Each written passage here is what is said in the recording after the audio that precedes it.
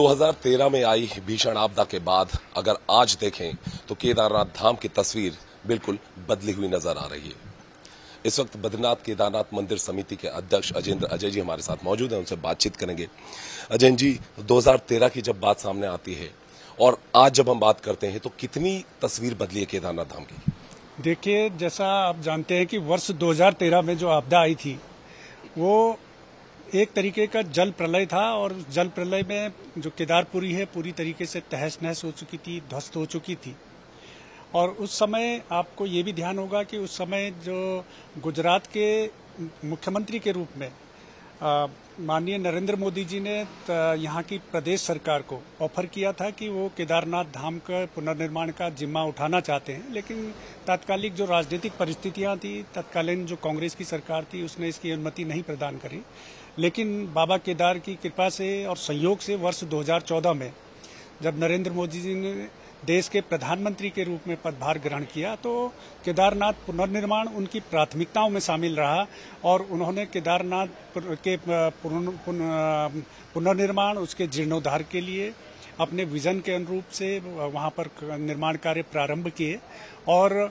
आज लगभग 550 करोड़ से अधिक के पुनर्निर्माण के कार्य वहां पर संचालित हो रहे हैं। वर्ष 2013 की आपदा के पश्चात जो भीभत्स दृश्य केदारपुरी का दिखाई देता था, तब के उसमें तुलना करें और आज की केदारपुरी में तुलना करें तो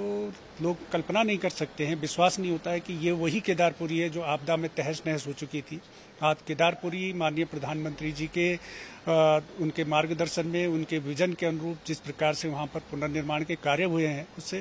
केदारपुरी एक नए दिव्य और भव्य स्वरूप में देश दुनिया के सामने है और अभी भी वहां पर पुनर्निर्माण के कार्य निरंतर चल रहे हैं। आप ये भी जानते हैं कि केदारपुरी उच्च हिमालयी क्षेत्र में अवस्थित है, वहाँ की भौगोलिक परिस्थितियाँ बहुत विकट हैं और मौसम वहाँ पर बड़ी चुनौती बना रहता है, लेकिन उसके बावजूद जो हमारी निर्माण एजेंसियां हैं वो बहुत तत्परता के साथ में वहाँ पर कार्य कर रही हैं और बड़े मेहनत और लगन के साथ में काम कर रही हैं और जो प्रधानमंत्री जी का सपना है उसको पूरा करने में वो जुटे हुए हैं।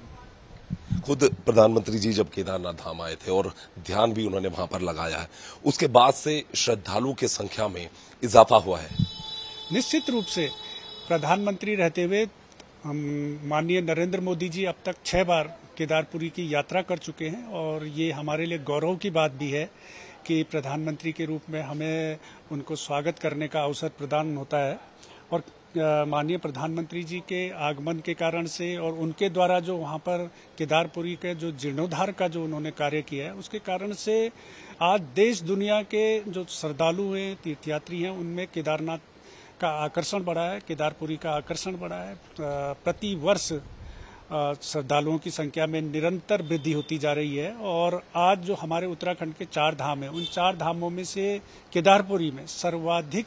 श्रद्धालु तीर्थयात्री पहुंच रहे हैं। निश्चित रूप से इसका कहीं न कहीं श्रेय माननीय प्रधानमंत्री जी को है। जी, अभी तक कितने श्रद्धालु पहुंच चुके होंगे केदारनाथ धाम में और आने वाले वक्त में, क्योंकि अभी यात्रा और भी है, क्या उम्मीद आप लोग कर रहे हैं? देखिए, जैसे आप जानते हैं कि विगत 2 वर्षों में निरंतर जो श्रद्धालु तीर्थयात्रियों की संख्या है वो लगातार बढ़ती रही है और नए नए कीर्तिमान स्थापित होते रहे हैं। इस वर्ष 1 माह से अधिक का अभी तक समय हो चुका है केदारपुरी के यात्रा को प्रारंभ हुए, तो जिस संख्या से और जिस रफ्तार से आप देखेंगे तो गत वर्ष और इस वर्ष की तुलना करें तो 1 माह के भीतर में 1.5 गुना वृद्धि यात्रियों की संख्या में हुआ है और अभी कपाट खुलने को काफी समय अभी शेष है, तो हमें लगता है कि इस वर्ष एक नया फिर से कीर्तिमान स्थापित होगा। अभी जिस तरीके से रोपवे के जरिए भी कनेक्टिविटी बढ़ाई जा रही है, क्या लगता है कि आने वाले जो दिन होंगे उसमें यात्रियों की संख्या में और ज्यादा इजाफा इसके जरिए होगा? निश्चित रूप से रोपवे जो परियोजना है माननीय प्रधानमंत्री जी की बहुत बड़ी सौगात ये उत्तराखंड के लिए है, केदारपुरी के लिए है और बाबा केदार के प्रति उनकी जो आस्था और श्रद्धा है उसका ये एक तरीके से हम उसका इसको वो भी कह सकते हैं। तो जब रोपवे परियोजना पूर्ण हो जाएगी तो स्वाभाविक रूप से एक तो जो केदारपुरी की यात्रा करने वाले जो श्रद्धालु हैं, तीर्थयात्री हैं, उनको जिस प्रकार से अभी पैदल मार्ग पर कई तरीके की कठिनाइयों का सामना करना पड़ता है, उन कठिनाइयों से भी उनको निजात मिलेगी और क्योंकि जैसा कि आप जानते ही हैं करीब 9.5 किलोमीटर से अधिक लंबी रोपवे परियोजना है और उसकी जो क्षमता है प्रति घंटे 3,500 तीर्थयात्रियों को अप डाउन करने की है। तो बहुत बड़ी ये संख्या है और उससे स्वाभाविक रूप से जो श्रद्धालु हैं उनको और भी संख्या उसमें इजाफा होगा।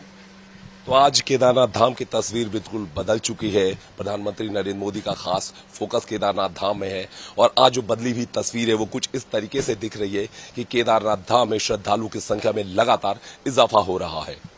कैमरा पर्सन निशांत के साथ कुलदीप नेगी, भारत 24, देहरादून।